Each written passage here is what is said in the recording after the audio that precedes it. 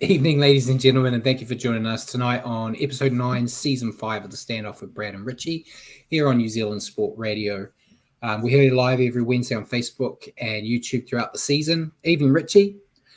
Well, there were a lot of one-sided matches this week, including the Dragons making easy work of our poor old Warriors. First of all, how was your weekend and how are you holding up after that round? Weekend was good. Warriors result aside, we've had a few days to move past it, and now we have to bring it all back again tonight. So yay! Yeah, yeah. And Paul's here live in the chat, or Pisshead, as he said. Speaking of Pisshead, do you want to bring Richard into the feed, please? Here we go. Thank you very much. There you go. I am So, here. yeah, there we go. So while we're here live on Wednesday evenings, 8 p.m., also catch our show at your convenience on via the podcast on iHeartRadio, Spotify. Just remember to search for New Zealand Sport Radio. As always, we're going to cover everything you need to know on the week that was rugby league, including the top stories of the week, a review of the round 7 matches. We'll then stop and answer some questions from you guys, as well as questions we've prepared for each other. We'll then preview round 8 and discuss our picks before ending the night with a quick recap of Super League. So remember to send us comments and questions throughout the show, and we may as well jump into the news, Richie. Let's do it. Yeah, first one, it got announced not that long ago, but Terry Hill passed away at the age of 52, died due to a heart attack in the Philippines. I've got some stats from him here before I hand off to you. Played 246 games for Manly, West Tigers, Western Suburbs, Eastern Suburbs, and South Sydney, as well as 14 games for New South Wales, 9 games for Australia, before retiring in 2005. My memory's not that great. I don't remember a lot of his playing career, but I remember a lot of him from the Footy Show. But yeah, your take on Terry Hill. Yeah, I'm a bit the other way around. I probably remember a bit more from his playing career, but yeah, cracking player. Very sad news, obviously. Um, like you said, Brad, also a member of the Footy Show, and a lot of very funny moments there. So it's yeah, sad day all around for the rugby league community. Very young to be passing away. So yeah, thoughts there to the Hill family, and yeah, just sad one. Sad news to open Um, up on, Brad. yeah, that's what I try to do. Yeah, And Simon said, just checking, was it West Tigers or Balmain? I honestly don't know. I just did a quick wiki, and it says I think it was West. No, it was West Tigers. He was there. I'm looking at it now. He was there from the year 2000 to 2003. So that's West yeah, Tigers. yeah. At that time, played 49 games for them at that time. Before ending back where he played the majority of his career. He went back to Manly for 16 games in 2005. After being there from 94 to 99, where he played 126 games.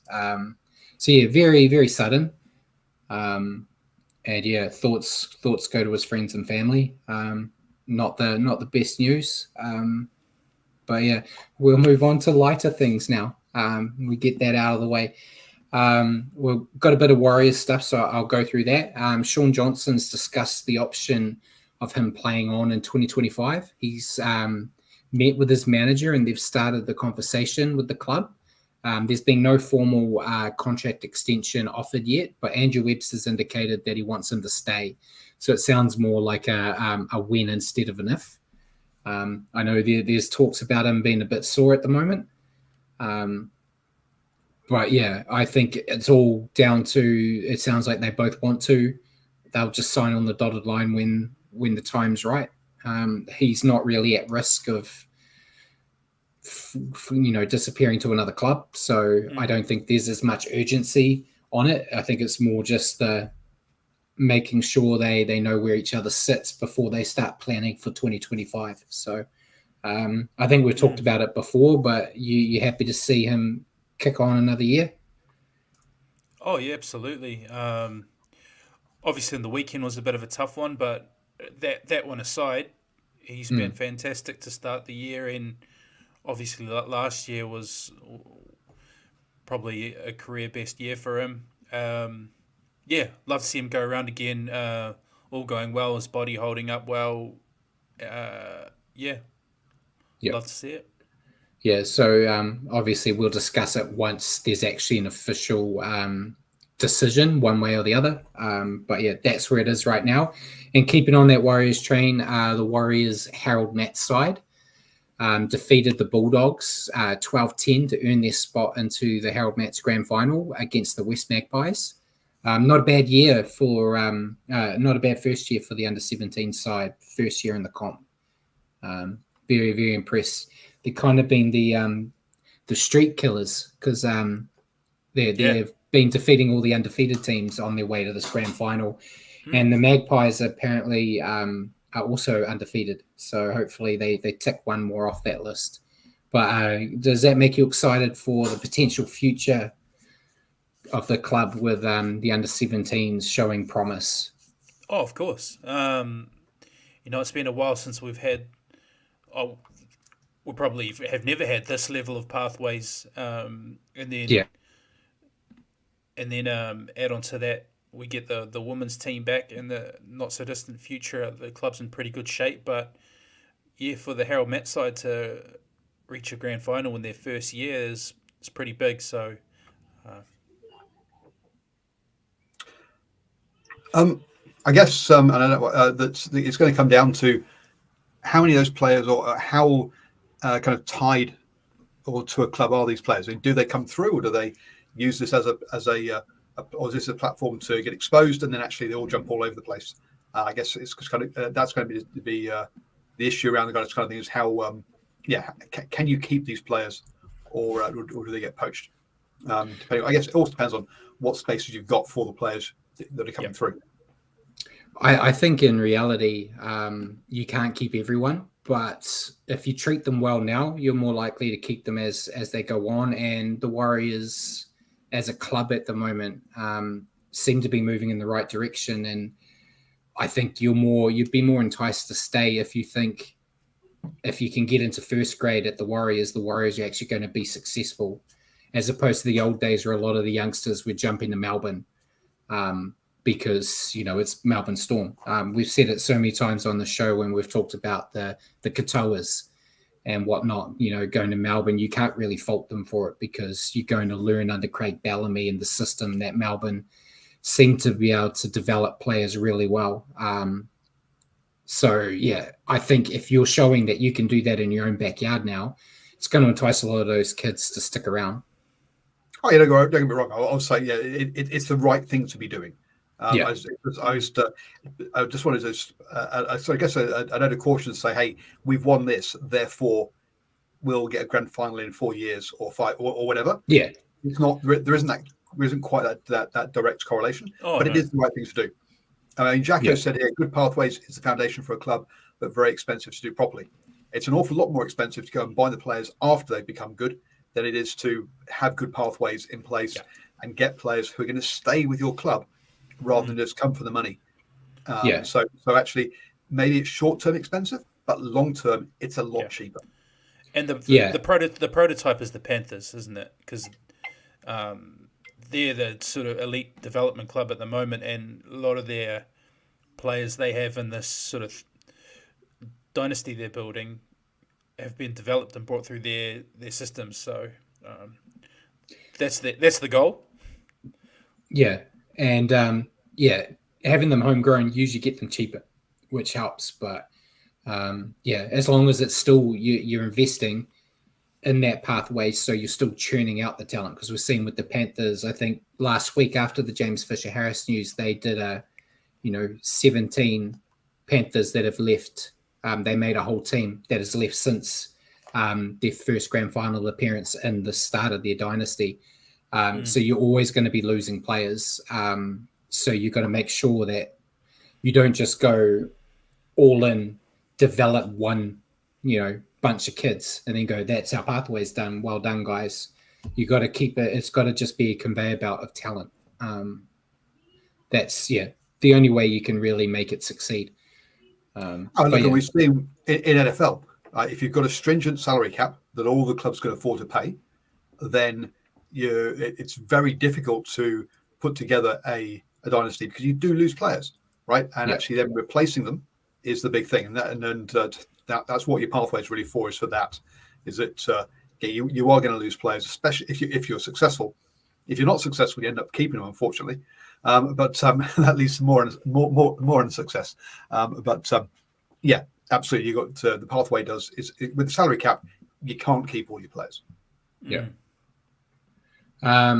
So anything else you want to add on there? I see Jacko said, Panthers players are on good coin, maybe a bit cheaper, but hardly basement prices. Yeah, they're not basement prices now that they're developed. But you think of when Jerome Luai was coming in, when he first started, he wasn't on squillions of dollars because they didn't have to lure him there.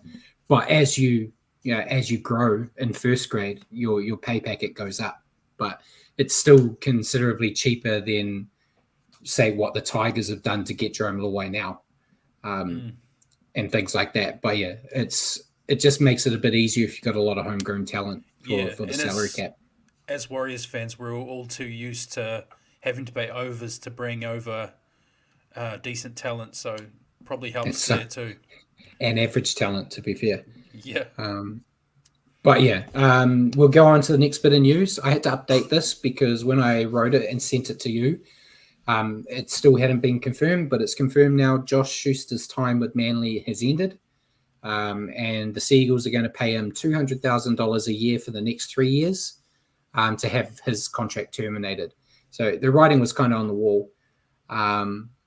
What do you reckon? I still don't know if any team's going to come out and reach him and try to. I was thinking more Super League myself. Super League. Yeah. But I think it's good that they've now ended it. There's no the will they, won't they. With him, they've said, no, you're done. Take some time for yourself or whatever you need to sort your mind out, and then move on wherever you're going. But we're done with you. Yeah, they can turn the page on a pretty messy situation dating back to when they offered him a big contract. It's a bit of a horror story, that one from Manly, but I think they probably saw what a lot of people what everyone else on the outside saw. Yeah, exactly. Hindsight's a great thing, and it was panic decisions from them. Really when was, this all happened. We spoke about it last year when it happened. You're right. Panic buy. They threw down a deal which they didn't need to do for lots of money just to make him stay, when there were rumors that other teams were looking at him, but there wasn't anything, actually definite. So I think it was probably a bit more of shrewd management, dropping things to the media to up the price as opposed to other teams being competitive. Because in all reality, if that was the case, there'd be teams already knocking on his door now, but it isn't. But yeah, we'll see what happens with Schuster if his time is in the NRL is already done, or if someone's going to throw him a lifeline. I think that's a lesson. You don't pay that kind of price for potential. No. Yeah. No. It's a knife edge. Sometimes you might have to, but it was a lot of money for someone that hadn't really shown anything. He had a couple of flashes of brilliance at times, but he was a second rower that wanted to be a half. His best footy with Manly was playing as a second rower. It's a disaster, but it's on the back now, so they can move on, and hopefully everyone ends up winners in the end. But we'll move on. Jack Hetherington, mate. Former Warrior, former Panther, former Bulldog, former everything. He's with the Knights. He got in some strife in the weekend after a sin binning, where he had a push and pull with Reid Marnie in the tunnels. Not a lot in it, but it was a stupid moment from the forward. It's cost them a week. I was listening. I was listening on a podcast, 360, having an argument about it, and didn't really understand what good old Buzz was going on about. Who does? Yeah, but what do you think about it? There wasn't much in it, but I think it was just really stupid. And I know everyone praises Jack Hetherington because he doesn't take a backward step, or do anything. But if it was Reed Marnie in the tunnel, Yeah. 4 foot nothing with a mouth on him, I think that added to it. If it was, say, it was against the Warriors at Adam Fanua-Blake, I don't know if he would go into the tunnel to say hello. He might. He is a crazy dog, but yeah, I didn't see the point in it. It wasn't even that big of a deal on the field either. Yeah. No, that's just Jack. We know he's got that in him. He's just cut from the old school cloth.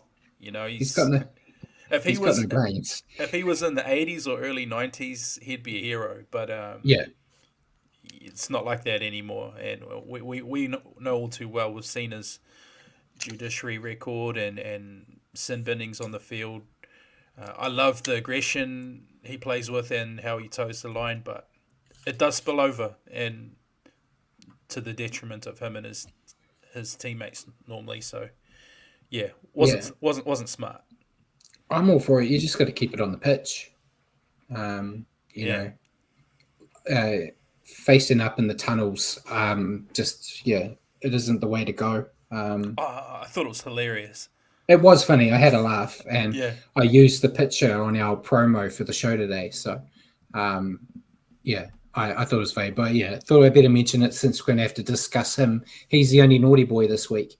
So, we'll move on. Corey Parker has spoken out saying that he heard rumours that Storm half Jerome Hughes is seeking a return home. And before anyone got excited, it was home to Queensland to be closer to his wife's family. He's actually come out and said he doesn't know where this rumour came from. It's the first he's heard of it. We've heard this before, though, so I take it all, both the rumour and his response with a grain of salt. But what's your thoughts on Jerome Hughes wanting to use the homesick card after spending most of his life in Melbourne? Well, like you said, it's speculation. Yeah. Either we were saying in our group chat earlier, I was saying watch him go to the Broncos and be an Adam Reynolds replacement to tee up with that already good spine. Hope not. I'd like him to stay at Melbourne. He's carved out a good thing for himself there and fits well within that setup. And it's just rare to see people stay at a club nowadays. But if there is truth to it and he wants to go for family reasons, then that seems to be another trend nowadays. And Fanua-Blake, blah, blah, blah, list goes on. Yeah. The homesick stuff I get when it's us, because it's another country, it's a bit away. But Queensland, it's not that hard to go from Queensland to Melbourne. True. So I feel like it's a cop out there saying, and I feel like Bellamy will, if it is true, I don't think Bellamy will consider it at all. It'll be like the Ben Hunt Dragon situation where he did the homesick card and they're like, no, you're in Sydney and it's Brisbane. It's not that far. You'll be fine, lad.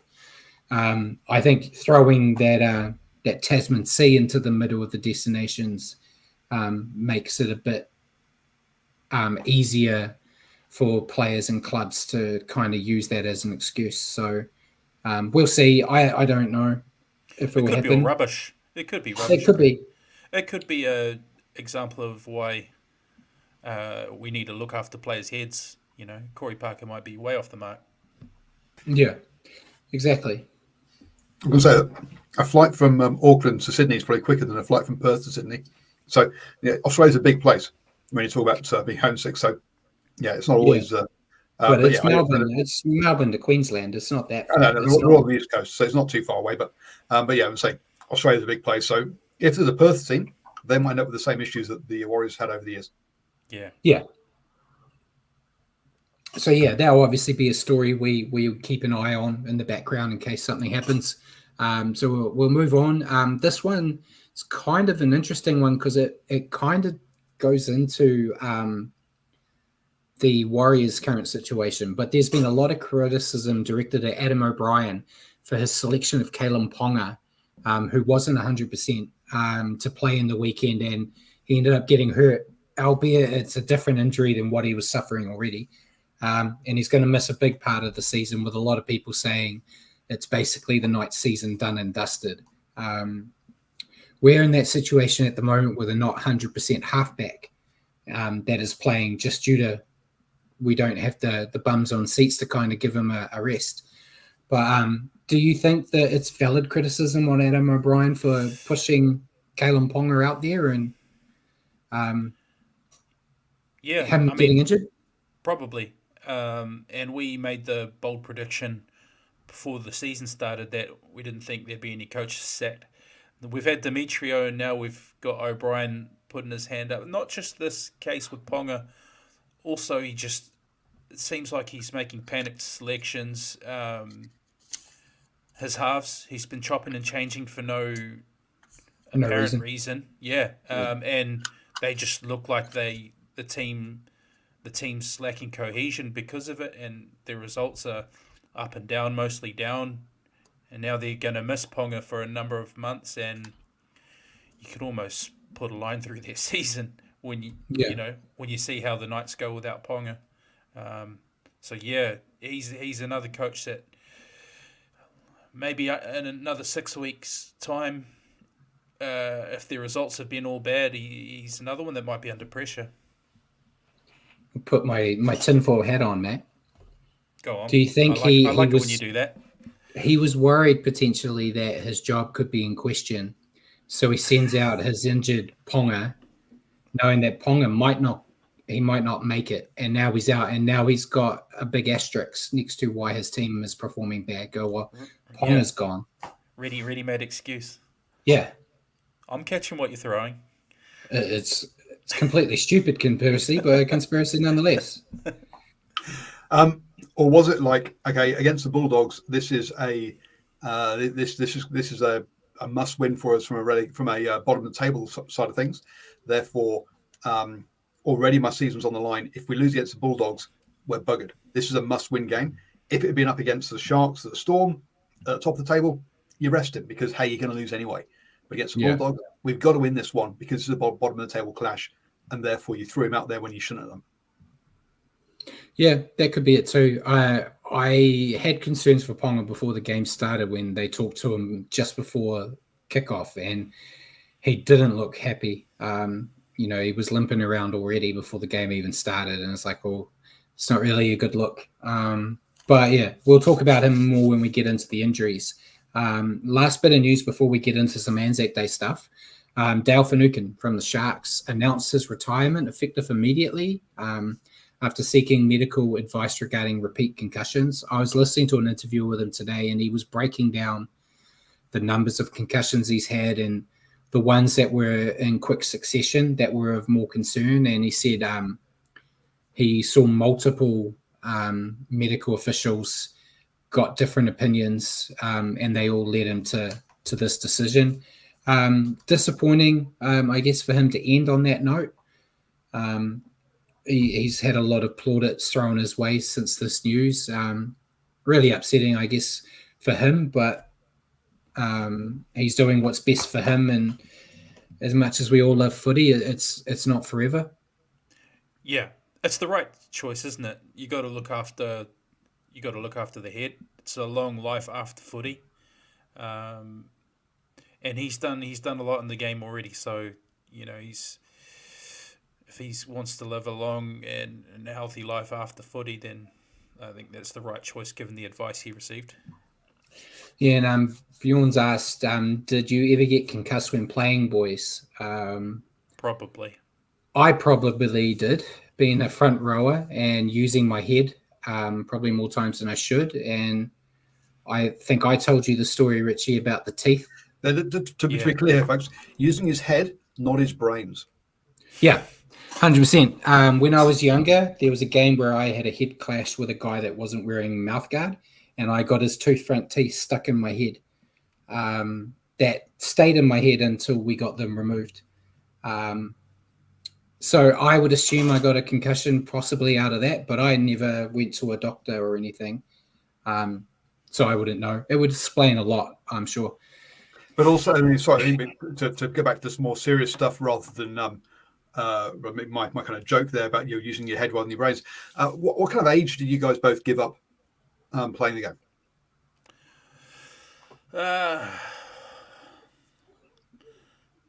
Probably half of my life ago. Yeah. Okay. It's been but basically, I'm guessing both of you guys basically gave up either as you left school or soon after school, right? Yeah. So about me, I was about 30. Brad played a little bit. Yeah. Yeah, I think 2014 or 2015 was my last year. It was whatever year the Warriors started playing more games on Saturday, and I quit playing sport because I had to go to the Warriors games. So what we're saying here is that the Warriors saved Brad from brain dementia because they actually got him to stop playing. But come back to seriousness, I think again those sort of things happening at a younger age when you're 16, 17 is again while your body's still developing, hasn't got the same neck muscles and stuff that you have or you can have as an adult.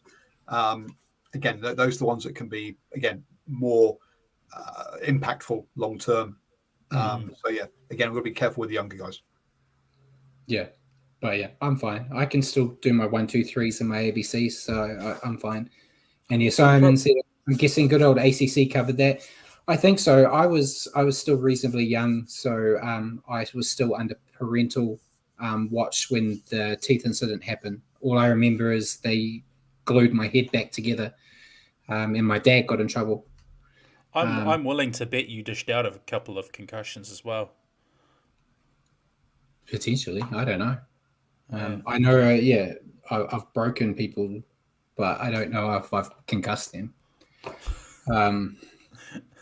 But yeah, it's especially for me more because you were a back, right? I think being in the forwards. I 100% dished out a couple people stepping me and hanging an arm out. Yeah, sorry to anybody that might have copped that. But yeah, it's a serious thing, and yeah, you got to put your family first. It's not like he was on minimum wage either. So, and it sounds like he's going to walk straight into a job with Fox over there, or potentially maybe he'll start up a boy band. You know, singing career, career. But yeah, so yeah. No, but post rugby career or post playing career is a serious thing. There's only so many people that Fox and the media can take in, right? There's an awful lot more retire each year than can go into media. There's a few of them that they could get rid of, Paul. So Sonny Bill could and will, two different things. Yeah, Sonny Bill sounds like he might be out soon. But yeah, before we get into signings and that, because I know I saw there was a question about a signing which is in that section, but I wanted to just discuss the Anzac Day game happening tomorrow. I know we're going to preview it later, but I've got some news about what the Warriors are doing. So they've come out and said, I can't confirm or deny until I'm there tomorrow, but they've said, the Warriors themselves have said they're going to host the largest contingent of New Zealand Defence Force personnel commemorating Anzac Day anywhere in the world this Thursday as they have their home game. They've got 180 strong group made up of the Army, the Navy, and the Air Force, which are going to take part in a pre-match ceremony, which we performed in front of hopefully a sellout crowd. I know it is sold out, but if everyone goes, is a different story. And they've said that it's the largest size contingent of any Anzac ceremony happening this year.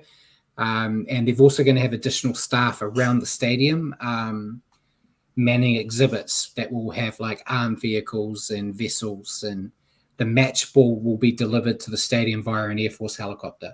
So if anyone is going to the game tomorrow, I think all of that stuff is starting around 3, so like an hour before kickoff. So you want to make sure you get there in time to look at all that stuff. Should be interesting. But yeah, I thought I'd better mention it just to say, like, it sounds like they're going to go all out. We were talking about a big thing Melbourne had about their ceremony. It was always looked impressive. So we got to see if the Warriors, it sounds like they're going to have a decent stab of competing with what we've seen with Melbourne. And I'm hoping it's going to be as good as it's been in Melbourne. The Warriors have been really good at pre-match stuff this year and last year. So exactly. I mean, if our regular game day experience is anything to go by, Brad, you go to it every home game. I'm pretty sure we're going to put on something special tomorrow. Can't wait to see it. Yeah, have a big screen outside for the boys, for the all the Forces people who can't get a seat to watch the game as well. Yeah, I'm sure they'll be doing something at Lilywood next door, which has got a big screen. But yeah, should be a good time. Looking forward to it. So we'll move on to signings. So the question earlier on was about the Warriors' newest signing. It was actually in the news section as a rumor because it was a rumor that sounded like it wasn't going to happen. So yeah, Jacko's asked about our thoughts on Jet Cleary. So the Warriors have signed Jet Cleary, baby brother of Nathan, on a 3-year deal. I personally haven't seen a lot of him due to his age. I think he's 19, they've said. So he's actually older than I thought. But he seems to be an exciting prospect. If he's as good as his brother is a completely different thing. Just because your siblings doesn't mean you're as talented. But the Panthers, originally it sounded like the Panthers didn't want to see him go. We spoke in our chat with Ruin Hammer today, and I said it feels more like Ivan the dad had some influence in this instead of Ivan the coach, where he might have said going to New Zealand, going under Webby, who I respect as a coach. The Warriors are doing good stuff there. It's a good place for you to learn instead of just learning from daddy. And he's probably more likely to end up getting a start in first grade with the Warriors quicker than at the Panthers. And, will he be a superstar Warrior that's here till the end of his career? I don't think so. I fully expect him to go back to the Panthers at some point. But I think there was a question earlier on as well about the Warriors being a desirable destination now. I think this is a good indicator that, back in the day, young players are always, desired to go to any club in Australia as a destination to learn, where we've got one of the best coaches in the NRL sending his own son here. Because I know you say, like, he made the decision, obviously, but, a kid that young is going to, discuss with his parents about these types of things. So I think it's a good indicator and hopefully something for the future where other young talent go, well, if Ivan Cleary is happy to let Jet go there and learn, that could be good for our children as well, potentially. That's real speculation of future. But I think it's great. I think, if he can come and deliver something in the halves for us, especially by the time he's kind of ready for first grade, there's an older guy that's going to be out. You could potentially have a Metcalf-Cleary combination or something. We don't know until we see him. He's still playing SG ball, I believe, which is really hard to get footage of in this country. But we might see him go up into New South Wales Cup at some point this year as well, potentially. So I'll keep looking out to see. But what do you reckon, guys, about the young Cleary coming? Eventually, we'll get all three back here at some point, I'm sure. I guess my point is going to be, also getting away from the nepotism accusations. He actually go somewhere else where you're going to get picked on your ability, on your own credit, and that if you have a bad game, your first game out, you're not going to get a whole bunch of negative press going, oh, he only got the place because of his dad. So from that point of view, I think it could be a good place for him to go develop. I mean, look, clearly there isn't any problem with his brother getting selected because, hey, he's a superstar. Yeah. So dad selecting superstar, son is fine. But dad selecting son who might not be quite so good, a different ballgame. Yeah. And I think Nathan had a period avoided. without. Yeah, he had a period without Ivan. He made his sort of debut without his dad as coach. Yeah, carved his own way, and then they linked back up. So that could be what's happening here. Yeah, but yeah, I've heard big things. It was a rumor at the beginning of it might have even been the beginning of last year that they were really trying to lure Jet Cleary over, and I haven't heard anyone say, this guy's going to be a dud. Everyone's excited about his potential. So yeah, exciting times for him. We'll just have to wait and see when he gets here next year what he's like. But we'll move on.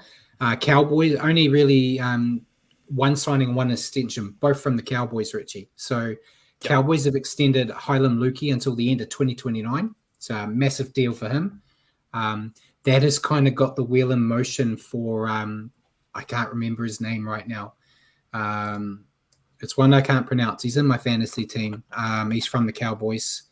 While I'm finding it, I'll talk about the other one. So Carl Lawton has just signed with the Cowboys too, mate, on a 2-year deal from next season. Saw that. Interesting to see him go on again. It's Fini Fuiaki. I knew it was. I just wanted to hear you just take a stab at it. Yeah, thanks. There's rumors that he potentially might be leaving to join the Dolphins because it sounded like it was going to be a situation a bit like the Broncos with Capewell. They had Lukey and Finney, but they couldn't really keep both. So nothing official from the Dolphins yet, but that seems to be the noise.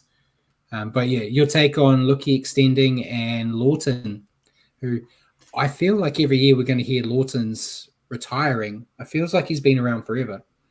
But, he's a handy utility, good, to definitely. We've obviously seen him at the Warriors, and when he's been on the field, he's been decent for Manly too. Hylam Lukey's got all the potential in the world. He just seems to be dogged with injuries so often. So yeah, I hope he can just steer clear of that, and he'll go well. He's got heaps of potential. Yeah. Oh. I just got an email from the Warriors, but it's not that great. It was just them saying we can watch the Harold Matt's grand final on the New South Wales app, but you have to pay for the app. Yeah. So I'll pass. So we'll move on to injuries. I've only grabbed 5 because 5 that I thought were relevant. We kind of already talked about it, but Kalen Ponga has a Liz Frank injury, which is in your foot, and he's going to be out for at least 2 months, but it could be 3. It was leaning more towards 3, I think, when I was reading stuff today. But we talked about it a little bit, mate, but it kind of feels like a massive blow to the Knights' playoff hopes. Massive. Yeah. Yeah. Last year when he was out for a bit, they had was it Lockie, right? Yeah. Lockie Miller, who did an okay job stepping in, but he ain't there no more. So they've got a little bit of an issue. So I guess you're talking about him going back sometime around sort of 18th to 22nd-ish kind of round number. Yeah, I think they were aiming for round 19. Which is leaving it late. If not, damage is probably going to be done by then to this season. Yeah. So massive blow. Another massive blow. Simon's here. I'm sorry, Simon, but Jamal Fogarty looks to be out for at least 12 weeks after injuring his bicep. So that's another massive blow for a team. I don't think it's going to be as devastating as what Ponga is with the Knights, but it's a massive blow nonetheless. He's been going really good this year, mate. Kicking games. Yeah, his kicking game's been outstanding. So, yeah, that one's going to hurt, but hopefully not too much because Raiders up until this weekend been going really well. Yeah, it's off topic, but Fogarty's gone good enough where he made enough money in fantasy for me that when he got injured, I could trade him out and bring Cleary back. So I might survive it. Tavita Totola. And let's be clear, folks. What's important is how Brad's doing and his fantasy team. That's what the world revolves around, not about anything else. I've never gone as good as I've gone this year so far, Paul, so don't take it from me. Tavita Totola from the Rabbits could be out for 12 weeks as well after fracturing his foot. He's already had surgery, but that's a big blow for him. I'm a big fan of him. I think he's one of the Rabbits of a handful that you could say has been playing all right this year too. Yeah. But yeah, massive blow for him. And then we've got two Warriors. So Chanel Harris-Tavita. But from a Rabbits point of view, hey, if you're going to have people going out for surgery, sod it, put them out now because the season's gone already. Pretty much. And then Warriors. Chanel Harris-Tavita suffered a leg injury at training and is going to be out for a few weeks. They haven't really said anything official for how long, but they've just said a few weeks. I was hoping we'd see him this week, but it isn't to be. And then we talked about it a little bit, but Sean Johnson's got an Achilles injury, and they want him to spend time on the sidelines to get it better, but they're just managing it the best they can until they have players that can actually replace him, because they have no one really unless you're going to bring Paul Roach in to be your starting seven, with Chanel and Luke Metcalf injured at the moment. Yeah, not quite ready for that yet, I think, young Paul. No, and Bjorn's asked, when does my fantasy football podcast start? It's never happening because I am hopeless at it. I'm riding a lot of luck. And Jacko said Ben Farr. He is an option too. I'm still no more confident in seeing him. The fact that we're not, I suppose you're seeing Roach right now because Roach has that flexibility to go into the hooker role if need be on the bench as well. But I'm not confident. I'd rather them just let Sean go out there in his limited role until someone more experienced is back. But it might be like a Ponga situation, and then my hand might be forced. I'm sure that Webby would look to Dylan Walker in the house before he started looking at Roach and Farr.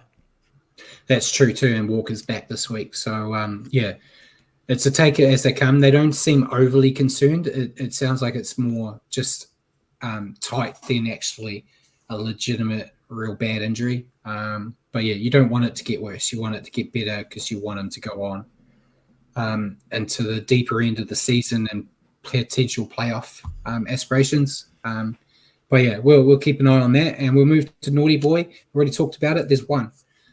Jack Hetherington from the Knights. He, for his picking on the midget in the tunnel, he has got a grade 2 contrary conduct for 1 week. And Jagger said Walker's not great in the halves. Remember Panthers game last year? Yeah, that's why I wouldn't be picking him over Sean either. But agreed. But I just think that's the way Webby would go before pulling from Farr or Roach. From the young'uns, especially with the games coming up. I don't know if you want Roach or Farr in against the Roosters or the Panthers. We'll move on to the round, mate. Yep. There's a game we can skip, but it's not yet. Roosters lost to the Storm 18-12 on Thursday night. They did. 3 tries to 2 here for the Storm. Jerome Hughes, Ali Katoa and Xavier Coates for the Storm. Michael Jennings, Joseph Manu. Yeah, so the final 10-minute comeback appears to be a trend that will not leave the Storm this year, as they kind of did it again here. The game was on a knife edge into that point, and then they just find another level and do what's needed to get the win, which is a dangerous skill to have. However, their first 70 minutes need some work with their errors and discipline putting a lot of pressure on them. And that Munster sin binning was such a stupid play from an experienced player. Couldn't believe he did what he did there. I thought it was a decent outing from the Storm. Your take on the Storm? Yeah, it's kind of rinse and repeat for them this year. They keep winning without completely setting the world on fire. This game was a grind, pretty much like most of their games so far this year. Defensively, they've been good. Hughes has been really good. Munster's still not quite back yet, like to his full fitness. And once him and Harry Grant hit form, I think they'll be in a good spot this year because they just keep grinding out these tough wins. It's going to hold them in good stead. Definitely. And your take on the Roosters? The Roosters, for me, have been really up and down so far this year. I don't necessarily think they were bad this game.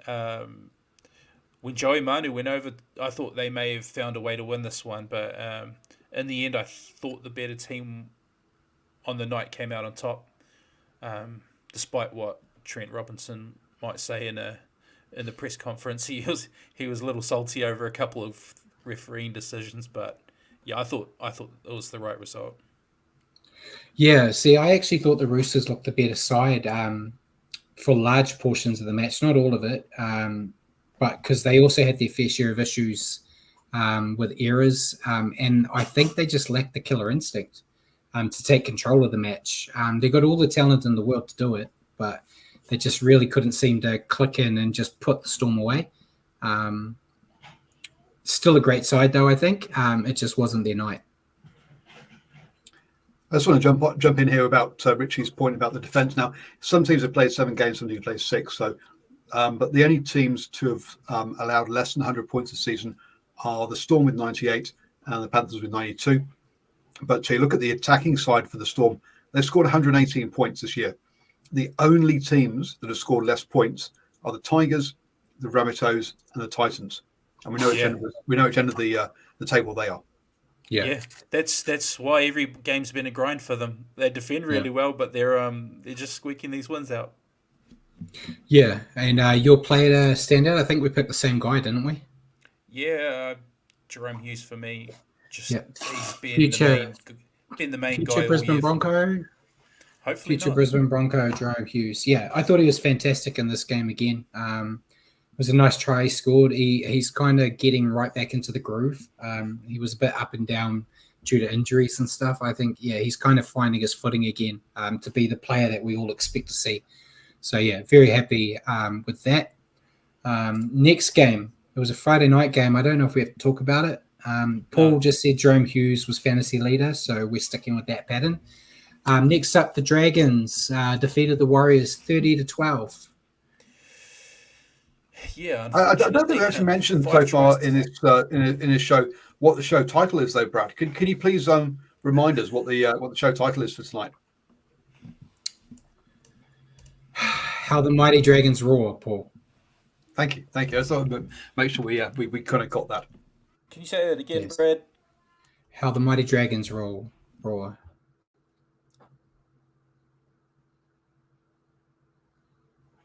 Unfortunately, holding his phone up has gone and frozen his internet. Yes. So weak. 5 tries to 2. 5 tries to 2. For the Dragons, Moses Sully, Michaeli Ravalawa, Ben Hunt, Zach Lomax, Tyrell Sloan. 2 tries for the Warriors, Sean Johnson, Dylan Watene-Zelezniak. Dragons looked under the pump for the first 10 minutes, but once the Warriors released some pressure with some errors, the Dragons never looked back. They took over this match. They dominated all aspects of the match and made this look like a training run. Their attack was crisp. Their defense was outstanding. With a big moment, we talked about it before the show went on. A big moment for me was when the match was already essentially in the bag. Tohu Harris barged over for a try, only for the Dragons to drag him back into the field of play. Dragons team Vold might have just let that one go. Very impressive performance from my least favorite side. I see Bjorn said, I jinxed it big time. We blame you.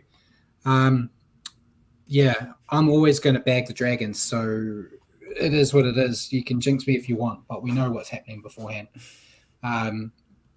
Credit where credit's due. I thought they played really well here.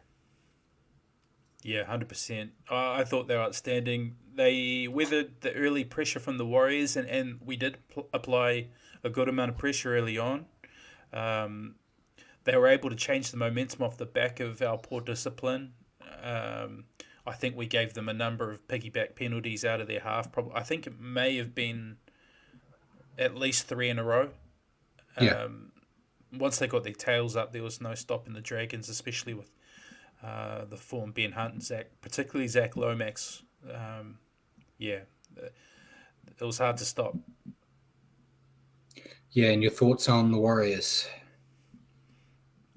Obviously, was really disappointed. We made a solid start. Maybe didn't capitalize on all of our field position and territory and possession. And like I just mentioned, our discipline. We just gave them an easy out way too many times. I know we're low on middle stocks at the moment, but I found the bench rotation a little puzzling. It seemed like a good chance to debut Zion. Um, Instead, we ran with Pompey and a couple of Moni getting on with 5 minutes to go. I'm just hoping this game serves as a lesson and a wake up call. Yeah, shocking effort from the Warriors here. They looked great at the beginning of the match. I know our weekly league chat group was very excited at the start with how they just rolled up the field. But yeah, their game was full of errors and penalties. The attack looked out of sync and their defense was in tatters. The lack of forwards due to injuries didn't help, but they should have been more competitive regardless. A big wake-up call, as you said, and hopefully we see a bounce back tomorrow afternoon. And I hope Webby has learned his lesson about his interchange. It's been the only issue I've had with Webby as a coach since he joined the Warriors is the way he uses his bench. I'm not a fan of, but especially in that situation, you needed to use it a bit more smarter, and he didn't. So yeah, I'm hoping he's eaten a bit of humble pie there. I think him and the team went in against the Dragons like I do with every team that goes in against the Dragons every week. I think they said this game's already in the bag. Dragons, they shouldn't even be in this comp, and they got punished for it. Yeah, I mean, they just didn't use the bench at the end. Look, Ale 30 minutes, Laban 21, Pompey 5, Roach 3. The Dragons, though, Laurie 34 minutes, Debilin 59 minutes, Murdoch Masali 13 minutes, Brown 18 minutes. All of them had more minutes. So you're resting your starters and you're using your bench and you're trusting your bench, which is the big thing here. Is that level of trust in the squad. Yeah. So, it looking at the team naming, he's made a better bench this time. So, yeah, hopefully we've seen improvement. If not, no doubt there'll be a lot of bitching in the chat tomorrow when I'm at the game, like I usually do, saying they haven't brought Tom Harley on yet. What the hell are they doing? But your player to stand out, I think we went with the same guy this time as well. Paul's already brought up the NRL fantasy leader in this game, which was Ben Hunt. Who'd you pick? Lomax. He's been on fire this year. No different here. Probably stepped it up another level. Try assist, goal kicking, penalty goals, 2-point field goal on halftime. He actually just did it all. Yeah, I went with him too. I thought I think I told you before we jumped on that I was about to text you, Ruin Hammer, being a dick in like the first 10, 15 minutes of that game, saying that winger's not doing a great job in the centres. He should probably go to the wing. And then he just woke up and started playing. And thankfully I didn't hit send. He showed how dangerous he can be. I feel like it doesn't matter where the Dragons put him on the field. He's going to be just as dangerous. You put the ball up in the air anywhere near him and you're in trouble. It's panic stations, yeah. Yeah. But yeah, this is the last we'll have to talk about that game. So thankfully, throw it in the bin and let's look forward to a Dragons loss this week. So we'll go on to the next game on Friday. The Dolphins putting the sword to the Eels, continuing my trend of getting the Eels games wrong. 44-16. I got it wrong too. 9 tries to 3 for the Finns. Jack Bostock with a hat trick. Tessie New, Trey Fuller, Max Plath with 2. Jake Avarillo, Tessie New got a second one. For the Eels, Sean Lane, Will Penasini, Dylan Brown. Yeah, dominant display from the Dolphins here. They survived an early Eels run and then just ran away with the match with a 9-try onslaught before the Eels knew what hit them. I was concerned that their attack would be lacking without the hammer out there, but I thought Try Fuller did a great job filling in. Still a lot of errors in their game, but it didn't matter in this contest at least. Great performance, and their slide down the ladder may not happen as quickly as I expected. And I know you've got a question for me later kind of about that. But yeah thought it was a very impressive display by the Dolphins here. Your thoughts on the Finns? Yeah, I was really impressed with them. Given the big name players they had missing, and even their coach homesick. He was sick at home, not homesick. He's not Jerome Hughes. Yeah, he was at home sick. Yeah. Anyways, we said this would be a depth test, and like we saw last year, they had their depth tested, and they did the slide.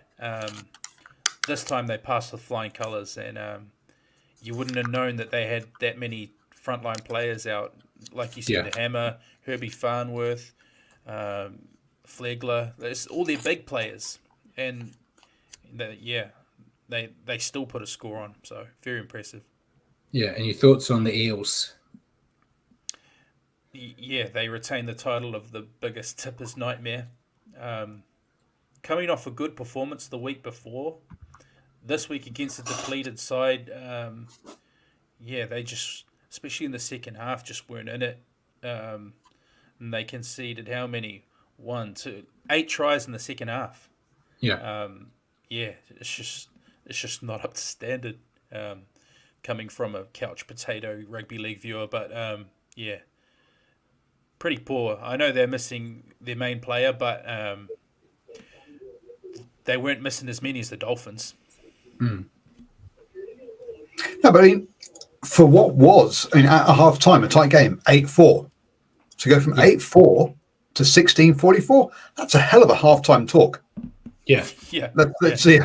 I mean, that's so. Yeah, so it's great one there. Again, we're going to talk about it later about sort of potential kind of double point games. This is one of those, because this is where the Eels and the Dolphins are going to end up probably in a similar part of the table. So getting this win over someone like that is massive for the Dolphins from that point of view. And so, really important game for them. Look, that's what third is not where they're finishing at the end of the day, and the Dolphins will improve from 14th. So that was one of those double pointers from that point of view. That halftime talk must have been over FaceTime because their coach was homesick. No, like Simon said, Christian Wolf's quite a decent assistant coach. Yeah, I think he's going to do well when he takes the head coach role on next year. He was, as we know, anyone who's watched the show for a while, when the Warriors were searching for a coach before Webby, he was the coach I really wanted because I have a lot of respect for what he's done. Wasn't to be. I think it's worked out for both teams, though, in hindsight. So, I think he'll do great. But, what can you really say about the Eels? When I pick them, I do my thing. I share out my picks every week. It's actually going out tonight due to the game being on tomorrow. But when I picked them, I had some people comment and point out that the Eels were going to struggle in the heat of Darwin, which I didn't take into effect when doing my picks. And I think perhaps that did play a part because as that game dragged on, they looked unenthused. And a lot of people said it, so I'll jump in as well. It looked like they gave up trying, which is a real big concern for their attitude this early in the season. They got both barrels in the press conference from their coach. He found the biggest bus he could find to throw them under. And I think rightly so, just because your best player isn't there, it's not the excuse to just give up. And like Paul said, they were 4 points behind at halftime. So they were still in it. But very disappointing for Eels fans. And I don't know if I've actually got a single Eels match right in my tipping this year. I've either... No. It wasn't. They were 4 points ahead at halftime. They were leading. Sorry, they were 4 points ahead. They were leading. They weren't trailing. They were winning the game at that point in what was I didn't watch it. I guess it was not a great half to watch. But And then the second half has exploded on them. Yeah, and your player to stand out, Richie? Did we pick the same one this time as well? No, I went. I don't think so. I went Izzy Katoa. Oh, yeah, I may have we picked didn't. him last week as well. I've developing a bit of a man crush for him. Yeah, he's your Yeah, Heinz at the Dolphins. You just when they win, he you pick really him. is, but he's just playing so mature. His kicking games come on leaps and bounds. There you go, Paul. Yeah, he plays like he's got an older head on his shoulders, and he's really igniting the Dolphins' attack. Like you said, and I was thinking that the same as you. I thought they'd really be lacking without the hammer, but yeah, not so. That second half they went nuts, and yeah, I think Katoa's just direct him around the park really well. Yeah, and Paul said Max Plath led with 72 points in fantasy. I went with Jack Bostock, though, the hat trick king. Yeah. I thought he looked great. I can honestly tell you I did not know who Jack Bostock was until about 3 weeks ago. Never heard of the kid. But he's been playing really well. It's a big unit. Yeah, so I was very impressed with him. And yeah, Max Plath, he deserved all those points. He played really well too. Yeah, 2 tries, truckload of tackles. He's 2 tries he's in 2 another, minutes. Yeah. Yeah. He's another one. He's got a big future. Yeah. And yeah, Paul said, yeah, Jack Bostock led with line breaks of 4. Yeah. So yeah, I thought he was really good. First game on Saturday, the Panthers defeating the Tigers 22-6. 4 tries to 1 here. Sunia Taruva with 2. Paul Alamotti and James Fisher-Harris, future Warrior. Just the 1 try for the Tigers, Junior Tupou. Yeah. Despite the scoreline, I don't think the Panthers delivered a dominant victory here, but they were pretty clinical and used their strengths to get the job done. Big nights by both wingers, and their middle helped them control the match. And with the return of Cleary this week, I think we're going to see them go to another level. So yeah, I was still very impressed with what they did, especially they've been tossing and turning every night since their defeat to the Tigers last year. So they really wanted to make sure they didn't lose again. But yeah, your thought on the Panthers? Yeah, you stole my thunder, Brad. Yeah, it didn't prove to be the banana skin match it was for the Panthers last year. They conceded first, but were pretty much able to grind out this win without too much stress. Nice to see Warriors recruit Fisher-Harris score a nice try. I wanted to ask you too, what did you think of Brad Schneider ankle tapping a support player? That's just Sin bin worthy, surely, right? yeah, you'd think so. In a line break situation, he goes and ankle taps somebody without the support player without the ball. You do what you can to win, you know. Yeah, I suppose. But yeah, very Brad thing to say. Yeah, I would have probably done it with the leg. Just put a foot out. It's not cheating if you don't get caught. Exactly.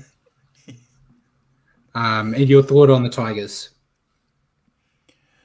Not overly inspiring in terms of converting time with the ball or chances into points. I still see them as a work in progress as a team, obviously. Probably not as bad as we've seen the past couple of years. So that's one positive to take away. Yeah, but they're gonna concede results like this when they come up against the best of the best. So the Panthers they're not a joke of a side. They do this to pretty much everybody. Yeah, just too many errors for me. I feel like that's the cliche for me for every team that loses now, because that seems to be what happens. But yeah, it kind of released any pressure they had hoped to apply. They had, I think Paul popped it up in the comments, but they had more possession than the Panthers, but they struggled to do much with it. So yeah, Paul said, yeah, they led the Panthers on possession and time in possession. So they had a lot of opportunities. They just couldn't execute them. Not a great day at the office for West, but they have improved and a few tweaks, and I think they can turn things around. They're definitely a hell of a lot better than anyone probably expected them to be. So yeah, disappointing, but this is a game where, besides the fact that they upset them last year, this is a game where you would expect the scoreline that we just talked about in the last 2 games, as opposed to this one. if you heard that the Panthers beat them by 40, you wouldn't think much. I mean, they had, as you said, it was about execution, right? They had possession, they had more possession, more time possession, but they had 71% completion rate compared to 86% completion rate of the Panthers. Yeah. They made 15 errors to 8 by the Panthers. They just didn't execute. They had, as you say, they had the time, they had the ball, but yeah, it's no good if you don't execute. Yeah, and I think we went back to picking the same player. Who'd you pick? Yeah, you put. I saw who you put, and I went the same. But I was thinking the same. I went to Ruva. Yeah, Just try scoring exploits this year. I can't ignore it. 8 tries in his last 5 games. He's on the end of a very good backline, but he's scoring for fun so far this year. Yeah, and Paul said Isaiah Yao led the fantasy points with 74. Very happy with that, as he is in my team. But yeah, Taruva, it's tinfoil hat again. He's off contract, so now he's getting all the tries you can imagine. Just adding zeros to that contract. But yeah, he's been fantastic this year. He's really gone up another level in a team, in a backline full of stars already. So I think, he did very well, and hopefully we see him go to another level every game until Magic Round, basically. Next game on Saturday, this one is actually really enjoyable to watch for me, but Manly defeating the Titans 34-30. It was very enjoyable to watch. I'm glad I'm not a fan of either team. Was 6 tries to 5. Tommy Turbo with 2, Jason Saab, Haumole Olakawatu, Tolotau Kola, and Ethan Bullymore. For the Titans, Cam Pereira with 2, David Fafita, AJ Brimson, Tanner Boyd. Yeah, Manly got the win, but I don't think they'll be happy with the performance. They did just enough to win, but looked off the ball slightly in a game that they should have run away with. Could be a side effect of playing 90 minutes last week, potentially, but you got to take the points when they come, which is effectively what DCE said at the end of the game, saying wasn't great, but we'll take the win. Your thoughts on Manly?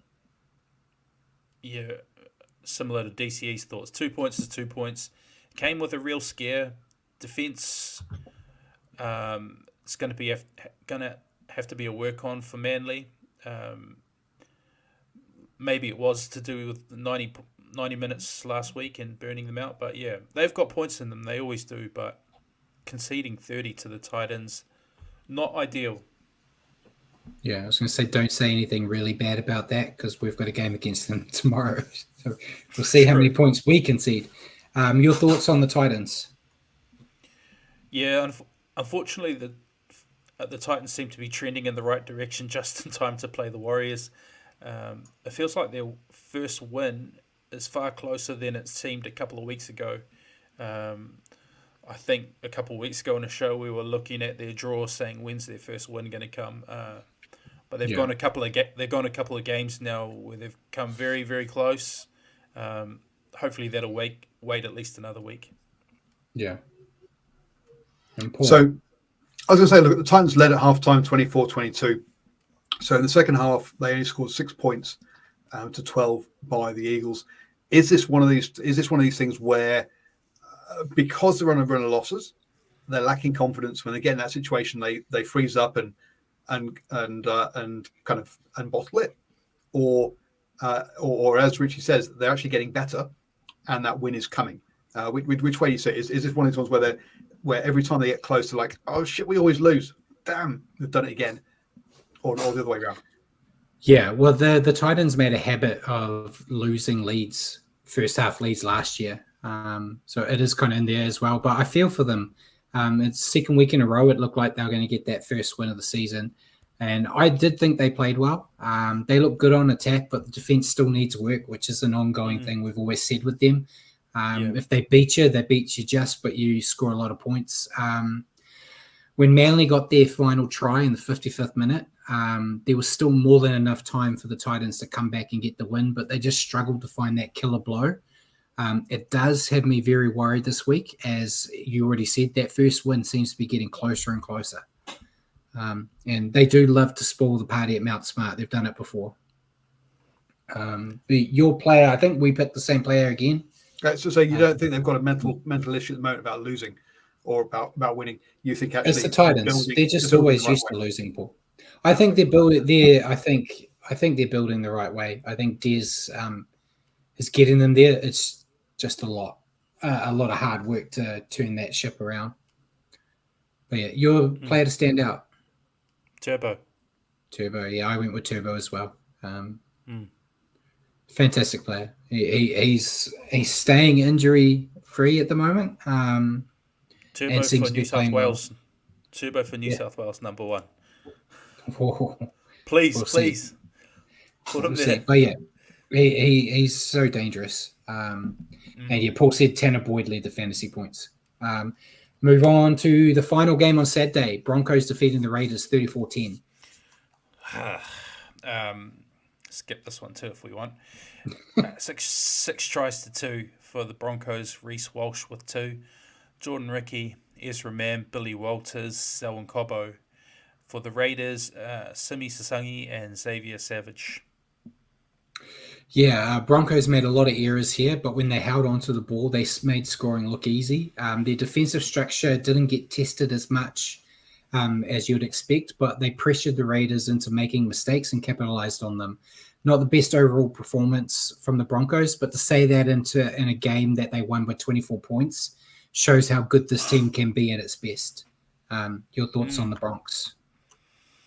It reminded me a little bit of a couple of weeks back when the Broncos played the Cowboys in the wet, and the Broncos gave the back three absolute nightmares. This week it was poor young Chevy Stewart, standing in at fullback. What a situation to come into as a young guy in wet conditions. Suncorp and the Broncos are peppering you with high balls, and every time you catch one, Ezra Mam smashing you.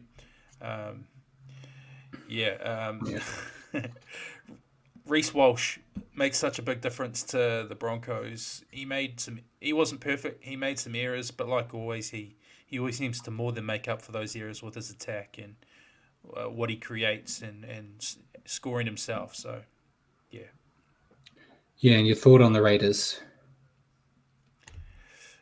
Tough night in the conditions, obviously. Their defence looked under duress all night, either under the high ball or covering the wide channels where Walsh was sweeping around the back.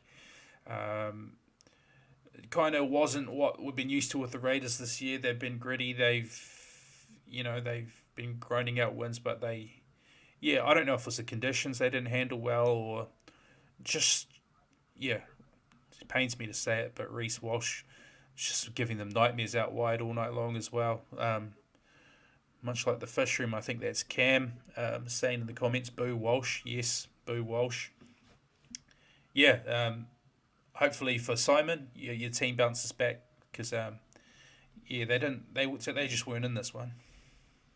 Yeah, the Raiders just looked a step behind the Broncos all night. The early exit of Fogarty took a lot of the sting out of their attack as well, and they struggled to defend. As you said, they couldn't really stop Walsh.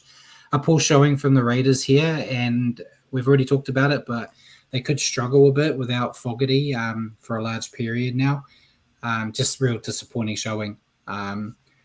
Paul said Reece Walsh led fantasy points. You got something to say, Paul, before we move on? Yeah, look, it was 28-0 at half time. Yeah. Only 6 points in the, six. Well, it's actually the Broncos lost the second half 6-10. Yeah. Is there a lack of killer instinct in this Broncos team? Did they go to sleep a bit too much? No, I don't. Yeah, maybe. I don't. It felt like by halftime it was game over. Yeah, they had killer instinct in that first half for sure. Yeah, I don't know if they took it easy on them or what. I'm not really sure, but we both picked Walsh, didn't we? Yeah. Yeah. He was very good. Yeah. Yeah, hard not to. I thought he had a great game, which I don't like saying at the best of times nowadays. Yeah. But we'll move on to the next game. First game on Sunday. Two pretty quick one-sided ones here, mate. Bulldogs defeating the Knights 36-12. 6 tries to 2 for the Doggies. Sam Hughes, Jacob Carrez, Bronson Sherry, Bailey Hayward, Josh Adokar, Stephen Crichton. For the Knights, Dylan Lucas, Bradman Best. Yeah, the Bulldogs were up for the battle here. It was a niggly game, and it looked like they got under the skin of the Knights and just made it look like a cakewalk. Their backs are on fire, with Carraz continuing his great season and Adokar always threatening with the ball in hand. Still plenty of work to be done with the Doggies, but they are another team that's improved from my preseason expectations. Your thoughts on the Doggies? I thought it was a great performance from them. They seem like a team on the up, even in their losses. That they've been gutsy. A win like this didn't seem far away, and after getting pummeled by the Knights twice last year, and like really pummeled, this one would have felt good. Yeah. The Bulldogs now are 3-0 at home. They've won every single home game. There's unfortunately for them, they're 0-4 away, so they've lost every single away game. But to have that fortress at home will be really great for their fans, and good from that point of view. And for the guy who I said was going to be the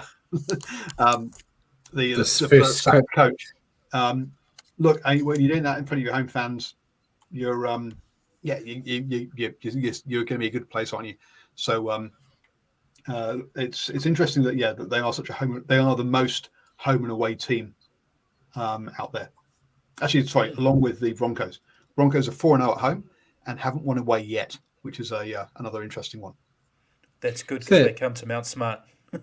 Yeah. So your thoughts on the Knights?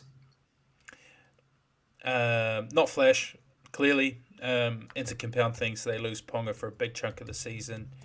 And they just aren't the same side without his presence. And we touched on it earlier with O'Brien, just a bit puzzling. With his chopping and changing of key positions, they just look a bit lost. Yeah. I've put in here maybe a bit harsh. Knights just look like they missed the bus to the stadium. They offered little on attack, even less on defence, and then the early exit of Ponga sealed their fate. Will be interesting, as we've talked about many times already tonight, to see how they go without Ponga now, but I think they're in serious trouble. So I've got to bring up our pre-show chat, guys, because obviously we've had it. We know what we said, but Ponga came into this injured. Should he have been played? Was this a? I made a suggestion pre-show that look, this was against a team in the Bulldogs that they had to win because a bit like that game between the Dolphins and the Eels. This was a game between two teams that are going to be at the same part of the season. Brad, I don't know if you want to put about your theory, but what do you think of should he have been out there? What was the motivation behind it? Hindsight's a beautiful thing. We would probably say now, of course, Ponga shouldn't be out there, but that's because we know that he got injured and he's out for a long period of time. If they had won this game and he had played amazingly, we'd say the difference. So it's really hard. We've similarly got that approach we just talked about with Sean. He's got an injury that potentially could get worse, but we got him out there because we were just saying we don't really have anyone good enough to replace him. So we're just as guilty as Adam O'Brien in this situation. Webby obviously knows more. We're just on the couch here. So Webby, I feel like Webby is smart enough where if he knew that, one false little move could ruin Sean's, season, he wouldn't put him out there. He's already showed that with how he's rested players with niggles. But yeah, it's always hard to say. He is the reason they win most of the time. I think they said they've got a 38% winning record without him. And as you said before we started the show, this was a game they really needed to win. So I think that was part of it. And every player isn't going to say, I'll take a rest this week. Regardless of injury, they're going to want to play. So, yeah, I don't know. It's just It's just hindsight is affecting our conversation about it. But Brad, you said he was hobbling around pre-game in the He interviews and stuff. was. Richie, your thoughts on where he should have played? Like Brad said, hindsight's a beautiful thing. Clearly not, because he's wound up out for 2 to 3 months now. Yeah. And that Okay, and right then. So I'll bowl the real question at you then, boys, which is: look, the Warriors are coming up against the Titans. The Titans haven't won all season. Why the hell is Sean Johnson in there when we all know already he's got a hamstring problem? Hamstring problems do not go well when you're kicking balls. At the end of the day, Achilles, I think. It's Achilles. As Achilles, sorry. Yeah. But anyway, stuff with your leg, and when you're kicking the ball, not a good combination. And he is the kicker, right? So should he really be out there against teams that you're close to? I get it. Against the team that's 0-6, really, it's surely this is the time when you blood that guy, give him an opportunity at home against the weakest team in the league, apparently, and you rest him. Or why is he going out there? You're making the mistake of seeing these players as people, Paul. They are chess pieces that we use until we break. Well, no, but okay. Look, this is a chess piece you need at the end of the season. At the end of the day, right? This is a without this chess piece. One of the questions I was going to come along to in the Q&A is around about: are we talking about a win now situation with the Warriors because they're going to give them a 1-year extension rather than try and build for a championship team? But look, it clearly is that he is. So if you're going to win the championship this year, he has to be playing in the final, right? So yeah. We're at a big risk of losing this game, so we need him. As Simon said, it's a banana skin game. We haven't beaten a Des coach team in a long time. Titans love winning at Mount Smart. We need Sean. Resting him, I would almost put money on it. If Sean wasn't playing, we're going to lose. It's that type of situation. Titans love to do it. Anzac game too. We haven't won one of those in forever, and it's going to be a big occasion. Even the last Anzac game in New Zealand, which was against the Titans, we lost that one too. So Brad, look, this is you've got 2 tickets. You got a spare ticket. Can I come? No. Why not? It's not spare. It's already spoken for. You didn't give me look. I think the answer you're supposed to give is, Paul. The last time you were here, we were lost. Look, it's all about superstition. You're banned. Not beating this guy. It's superstition. It's Anzac Day. It's superstition, Paul. You came to a game. No, superstition. Too much superstition, not enough stats, in my view. But there we go. Well, if you want to be the stats, you've been to one game, they lost it. That's a 0% winning record. If you want stats, that's what I mean. I look. I didn't have any impact what happened on the pitch. Let's be honest. But no. So hence that is superstition. But but yes, I can only go with the facts. You went, they lost. That's just how it is. Where were we before Paul took us off track? Did you discuss the Knights? You did, didn't you? Yeah, we're up to players that stood out, Brad. Okay, thank you. Bloody Paul putting us on a tangent. He says that we're the ones that make the show go along. Your player to stand out. A bit of a left field one. I went with Connor Tracy. Thought he looked really good out the back. I actually quite like him there. Yeah, he's been good. I went with Josh Adokar. I think he's been fantastic since Latrell tried knocking him out. He only got one try, but he almost got a handful of others. Just always dangerous with the ball. Looks really sharp, which is great to see for the Bulldogs. Moving on to the final game at almost bloody an hour and a half of the show.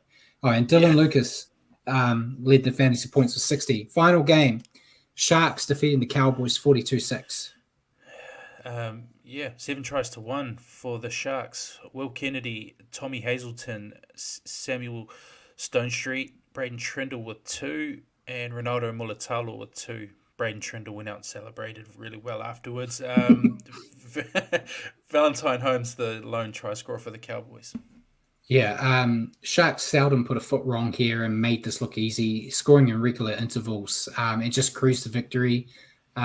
Impressive display that you can't take away from them, but is it another case of them being flat track bullies here? It's hard to say. To point out that the Sharks, they led at halftime. What was it? 24-0. 24-0, but they still went on to score more points in the second half. They didn't let their foot off the throat in the same way that, say, the Broncos did. Yeah. And we are talking about the Cowboys team that before this, they've dropped now down to 8th, but before this were kind of sailing high in the table. It's good timing you saying that. Paul segues nicely into my notes.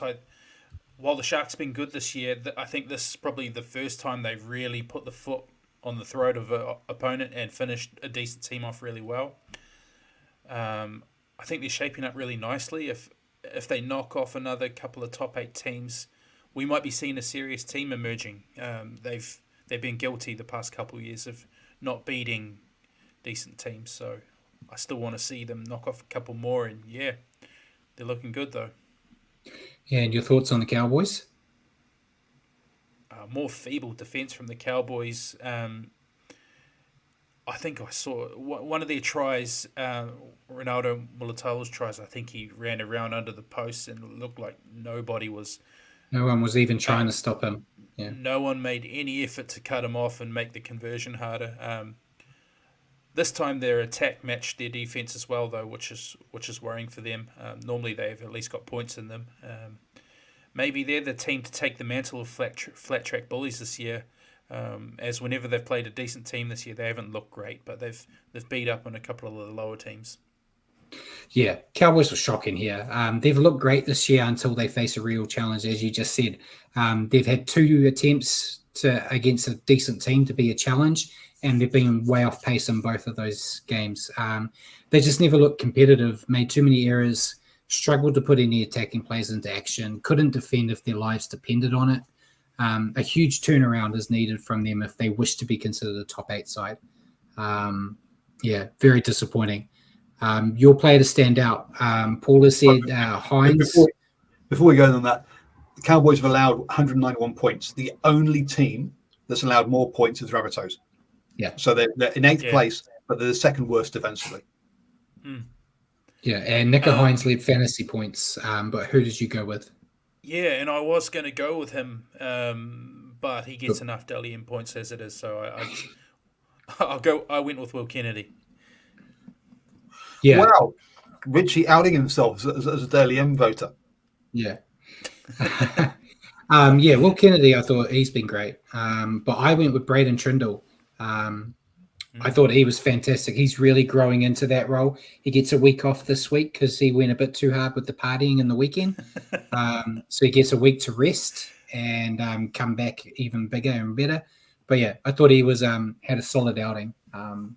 His combo with Hines is really starting to gel. But yeah, they need to take a week off that. So that was the round. Probably the longest we've gone doing this year. But we'll go into the tips that Paul has just brought up for us. So Shuddy FC still at the top on 49. ACT Hellcats second on 44. Rocking Horse Road and Simon are both now 3rd and 4th on 39 points. I'm on 5th with 39 as well. And Richie, you're down at 8th. I'm in the top 8. And, there you go. Bjorn, since you're watching as well, you're down at 11th. Hammer's down at 12th. It's still reasonably tight, though, saying like 11th and 12th. They're still on 32 points, so there's still time in. I'm super confident with my picks this week, so I've entered another joker round. I think I'm going 8 from 8. I'm confident. But yeah, we need to seriously work on our picks, mate. Because 5 from 8 is not too bad. Yeah, I got 4 from 8. Because I'm losing money big time on the old bets. Yeah. And then so we'll go into the ladder now, Paul. You got top 8 last week, so I'll take it. So no change at the top with Cronulla staying first, Melbourne staying in second. Dolphins have moved up to 3rd. Panthers have moved up to 4th. Manly moved up to 5th. Bronx moved up to 6th. Raiders went down to 7th, and Cowboys went down to 8th. And Dragons leapfrog the Warriors. Unfortunately, they're in 9th. Warriors 10th. Roosters 11th. Doggies 12th. Tigers 13th. Parramatta 14th. Newcastle 15th. Rabbitohs 16th. Gold Coast, our Anzac opponents, bottom of the ladder. Yeah. So, it's a disappointing ladder. Some of the teams that you expected to be in the 8 are slowly getting their way back in there now, as we saw Brisbane and that spending a lot of the time this season out of the 8. But yeah, I think it's all starting to take shape. We just need the Warriors to go back up and the Dragons to go all the way down to help my prediction, which I don't see happening. I think 8 points is more than enough to make sure they're not dead last this year, mate. Unfortunately. Yes. So we'll move into questions. Do we have any we haven't answered yet? Yeah, I quite like Bjorn's got a nice one here. What has been your favourite rugby league autobiography you have read? And I'll ask Richie because obviously Brad doesn't read. What do you mean? I've got a million autobiographies behind me. Yeah, I've got a lot of rugby league autobiographies as well. My personal favourite, is a very biased choice, but I'm really fond of my Steve Price one. I'm just a massive fan of the player and the man. Massive fan of the player and the man. He's a great man. I think Brad and I went to a One Tribe Awards one night, and Steve Price was a guest speaker there, and I geeked out and got Brad to take a photo. I think I've still got the photo, prized possession. Steve Price for me. I'm really disappointed. Is that not you as well, Brad? That is my pick as well. I saw that question pop up earlier, and I know exactly what I'm going to say. Same night when we met Steve Price at that little awards night, I got him to sign my copy of the book. Then I got the updated version of the book. So I've actually got 2 copies of the book behind me, the original and then the updated, because the updated, he added more, including the passing of Sonny Fye and the impact that had on him, and that, which was really good insight. Simon said the Ying of the Winger one. I haven't read that. I actually read Sione Faumuina's book and really liked it. It was a good insight into the downfalls of being a professional league player that doesn't reach their potential and kind of goes off the rails for a bit. It was a good insight into that side of his life. But yeah, I've got countless of them behind me. I got Simon Mannering's is good. I've even got a Wayne Bennett one that I've never read, but I bought it at a secondhand store, and it's there for me to read one day. But yeah, there's so many. Stacey Jones's one was good too. Obviously, a lot more New Zealand based. But yeah, out of all of them, Steve Price, he's a prop. He's really articulate with describing, and he had a hell of an interesting career. Being a almost certain one club legend.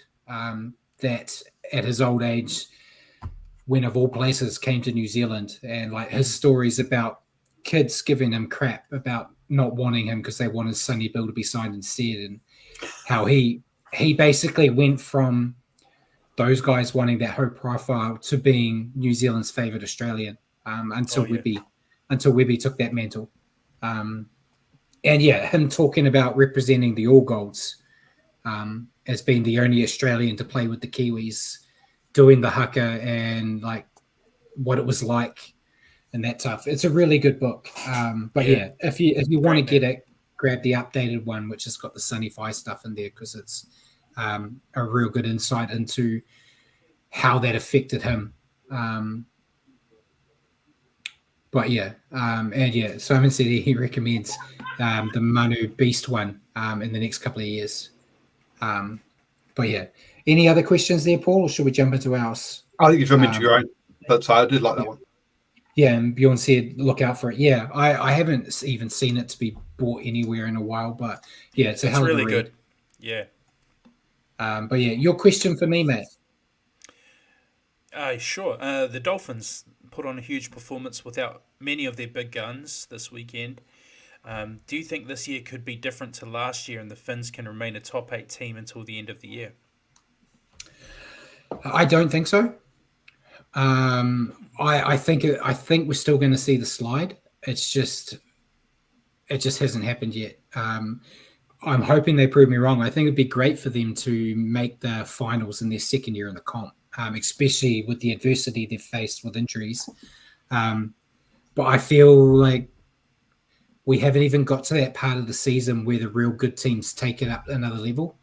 Yeah. And I think it's when that switch happens, I think is when you're going to see teams like the Dolphins, the Cowboys. I think that's when you're going to see them start to slide down. I don't think they're going to be completely out of reach like it was last year where they fell off the side of a cliff. I think they're going to be one of those teams that hover just below. So, yeah, I think they'll be improved, but I still don't see them making the 8 come round 27 or whatever the hell it is. Yep, round 27 it is. But again, we've still got to get through that rounds 13 to 19 where you got all the buys, but also all of the state of origin games. And I think that's going to be where a lot of the men get sorted from the boys in those kind of rounds. Yeah, but I'm hopeful.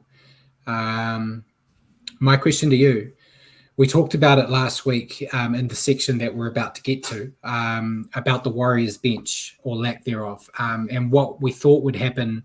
And it didn't go how we thought. We talked about Zion being pulled in and whatnot. That didn't happen. Do you think Webster's bench selection was wrong? And would you have done it differently? Hindsight helps you out here, I think. It does, but I do. I didn't agree with it before the game even played out. I thought with our middle stocks, I thought it was the perfect opportunity to give Zion a debut, and in hindsight, probably a missed opportunity. And I thought we saw our middles having to play bigger minutes than they probably should, and I think they probably have bigger impact had they had people to rotate with them. I'm hoping that's how it plays out this week, and I'm hoping for a good solid debut from Zion. But yeah, I just thought I was baffled by it personally. Seeing Pompey on the bench and the way we used them and bringing them on late, it's I'm no NRL coach, but it seemed like a waste of a bench. Yeah, I'm the same. Admittedly, in hindsight, we didn't know Chanel was going to get injured. So if we knew Chanel was injured, I would have brought Roach in to replace Chanel as a hooker cover anyway. But instead of Pompey, I would have had Zion. There has been some completely valid opinion that Zion's not ready for first grade. But, it is what it is. And I'm sure if he isn't ready for first grade, I'm sure he wouldn't get found out if he was only given 5 minutes Adam Bombi got. I would have expected him to get more. But, it looks, we're about to talk about it right now. It looks like Webby's learnt that lesson. So that's good. And Paul. So if you finish that question, I've got my question for you boys, which is obviously out of the blue for you. But look, with that, with getting Sean back for one more year, is this really kind of like this year, next year is a must? This is the 2 years that the Warriors can get there, and then we're going to have to go to a rebuilding phase? Or do you see the next, and we've seen talking about how important he is to the side now, is that next person there ready? Or is that next person sort of coming in so they can continue? Or is it really, this is 2 years, then we're rebuilding?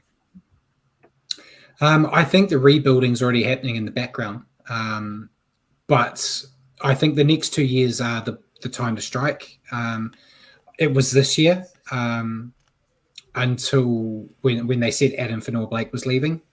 James Fisher-Harris is coming, so I think that kind of balances itself out. But we don't know who the next 7's going to be. Is it going to be Luke Metcalf? And is he ready to do that, be that dominant half? I'm not sure. We don't know what their plans are with Jet Cleary as well. We don't Damn, I was know. going to say, is it Jet Cleary? Is that why they are they trying to get him in and hope and eke another year out of Sean to get Jet in? Do you think? I think they've definitely got plans on what they're going to do with him, but you've also still got Tamati Martin, Chanel. So I don't think when Sean hangs up the boots, you go, oh, well, our time is done.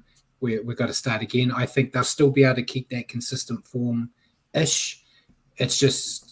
It's a lot stronger with him there at the moment. Like, I know I was hyperbolic about if he doesn't play against the Titans, we lose. So I was putting that for effect for your silly question before. Silly. But yeah, I think they've already got the post Sean Johnson plans in mind and building towards that. Because technically we didn't think he'd be playing this year. So they were already in the motion of kind of planning for life without Sean in 2024. So those conversations, I'm sure, are already in place.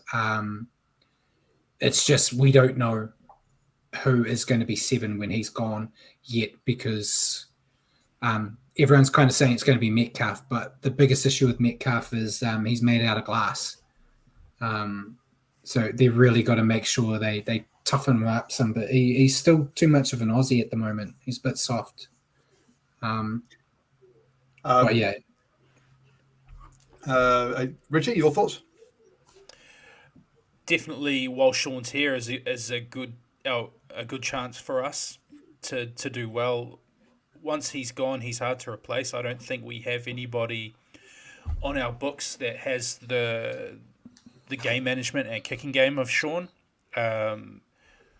Maybe that person's Jet Cleary, but he's a young man, and if Sean get another year out of Sean, I think Jet Cleary's still very young, late teens, early 20s with no NRL experience. So yeah, our chances will take somewhat of a hit because Sean's hard to replace. But yeah, I'm hoping the contingency plans, like Brad said, hopefully that's all going to happen over the next couple of years, and the transition isn't too hard.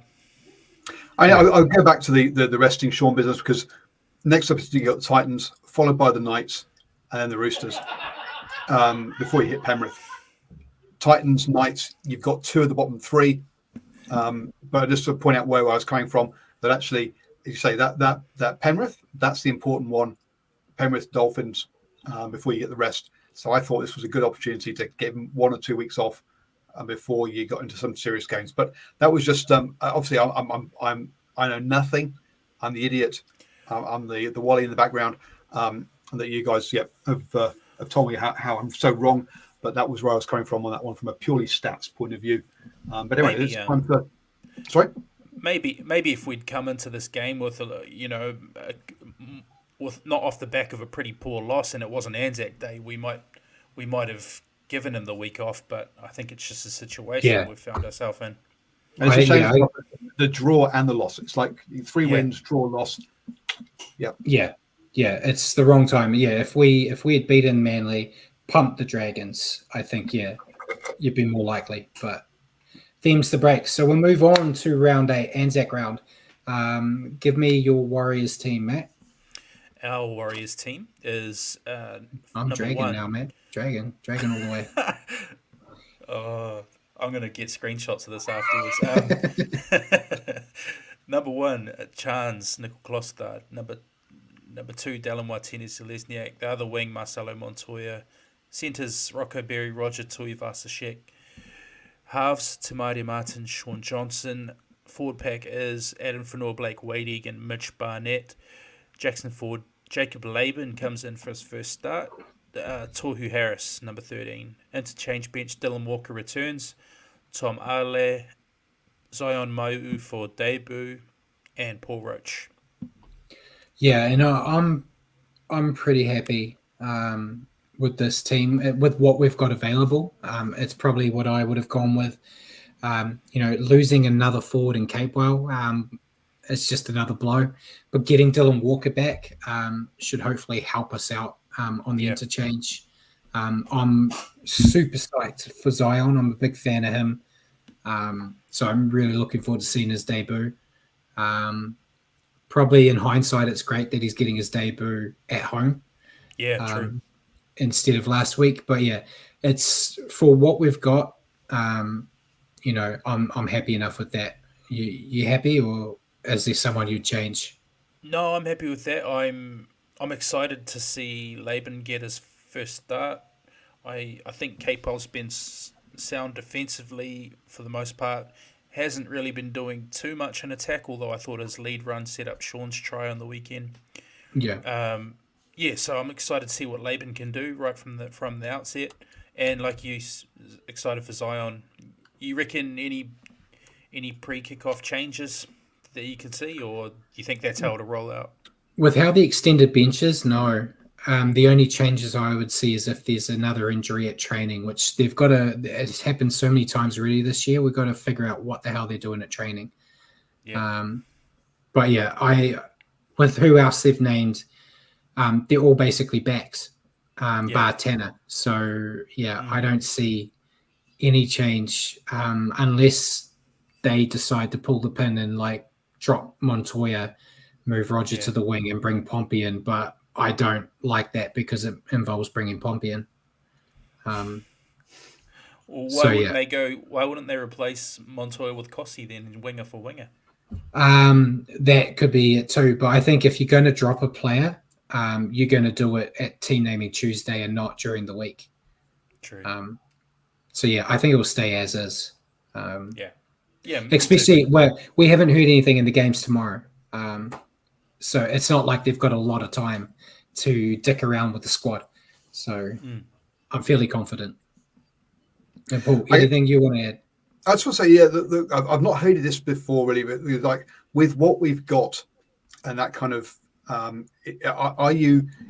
we seeing now an issue with Warriors depth this season, or are you, Wait, no, or we're is that? just everyone's injured, Paul.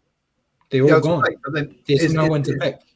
yeah, You only have 30 players to pick, and you got to pick 23 here. Everyone else that could be picked is injured. okay. Essentially, there's like a few like Ben Farr and that I think is still allowed. Some of the players like Kalani going aren't actually allowed to be selected until round 10 due to their contract. So yeah, effectively everyone that could be picked has been in that case. And depth isn't an issue. I think the Warriors' depth is good. It's just all the injuries are in the same position, which even the best depth in the world, you don't have like a 6-string front rower that could be starting for any other team. It's just no team's got that. Yeah, as long as we've got Mitch Barnett and Tom and Adam, and that's the only front rowers that we've really got with experience left. Everyone else is gone. Okay. But yeah, them's the breaks. Because I think there was a stat too that we've used the most players this season out of any club so far. It was 27. Zion will now be 28. Yeah, which is shocking. But Titans, AJ Brimson is at fullback. Then we've got Khan Pereira and Jojo Fafita on the wings. Brian Kelly and Harley Smith-Shields in the centres. Halves are Tanner Boyd and Kieran Foran. Then front row, we've got Moeki Fortueka, Chris Randall and Jamin Jolliffe. Second row, we've got David Fafita and Bo Fuma. And then Cleese Haas at lock. And then interchange, Sam Verrills, Aaron Clark, Isaac Liu, and Josiah Pahulu. Not a bad side for them. You know, obviously they would like another big forward with a mullet running around out there. But for what they have, I think this is the best team. They still got some dangerous guys like Fafita. Kieran Foran loves to play against us too. Brimson. Khan Pereira showed how dangerous he's kind of remembering how to attack again. And you can never take AJ lightly. Yeah. So fullback. and who'd you pick in this game, Matt? Warriors. I went with Warriors too. Yeah. Despite all my nerves. Oh yeah, there's nerves for sure. Yeah. So we go on to the rest of the round. Obviously, Anzac Day kind of makes this round a bit different. We've got 3 games tomorrow, starting with the Warriors and Titans, which we both picked. We then got the Dragons and the Roosters. I've gone with Roosters because I don't pick Dragons. What about you? Call me mad. I think the Dragons back up.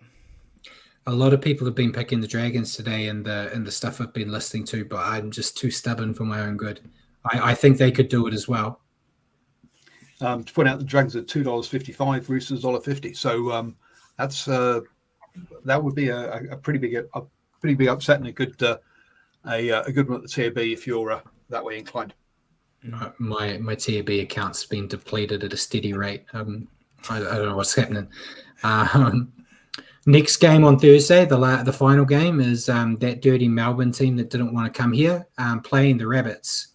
I've gone with Melbourne. I know that Rabbits have got a week off, but I don't see them beating Melbourne on Anzac Day at home. No, Storm for me as well. And then the only game on Friday, Manly versus the Eels. I've gone with Manly, which means the Eels are probably going to run home with this. Manly as well for me. Yep. Then the first of two games on Saturday, we've got Tigers Broncos. I've gone with Broncos. I was pointing out that would be Broncos' first away win of the season. Yeah. Staying with Broncos, yeah. No, I'm not saying it should change. I'm just saying from a stats point of view.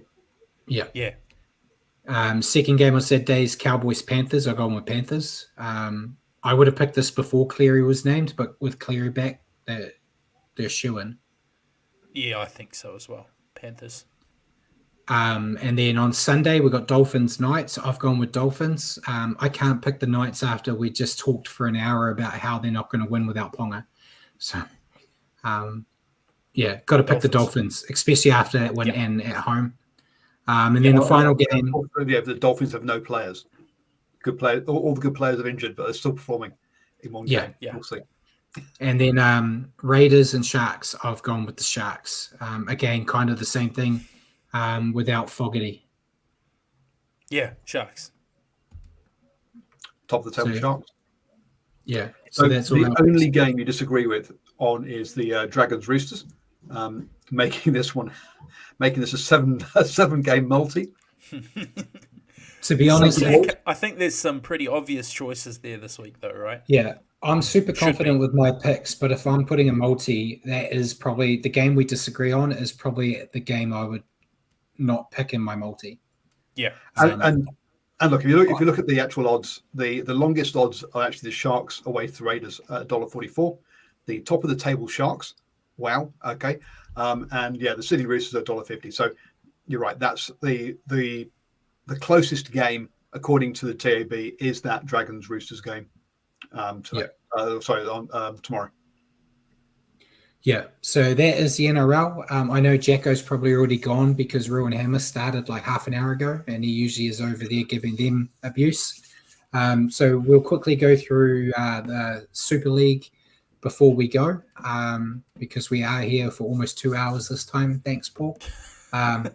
But Catalans are top of the table now with 14 points, with St. Helens, Wigan and Warrington following closely behind in second, third and fourth, all on 12 points, separated only by points differential, and London are still the only team yet to win.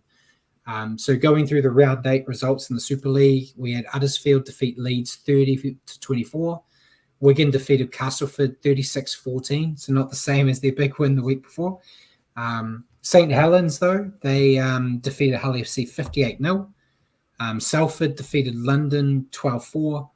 Warrington defeated Leeds 16-14, and then Catalans defeated Hull KR 36-6. Round 9 for them starts, I think, tomorrow. I get confused with the dates and times up in there in the UK. But St. Helens versus Huddersfield, Hull KR versus Wigan, Lee versus Catalans, Castleford versus London, Salford versus Warrington, and Hull FC versus Leeds. Simon said up the Dragons in the Super League. London concerned that Wakefield is top of the table in the other league. It's likely they could get relegated if it stays that way. I think London are as good as gone, unfortunately for them. But anything else you want to add, Richie or Paul? Marathon episode tonight. Thank you if you stuck around. Thank you if you stuck around for it and chatted with us. Let's go the Warriors Anzac Day tomorrow. Yeah, looking forward to that game. So, ladies and gentlemen, thank you for joining us tonight on the Standoff with Brad and Richie. For your weekly update on rugby league, tune into our show next week at 8 p.m. here on Facebook or YouTube, or at your own convenience on iHeartRadio or Spotify. Just remember to search for New Zealand Sport Radio. Cheers for joining me again, Richie, and cheers for your help in the background, Paul. And good night, everyone.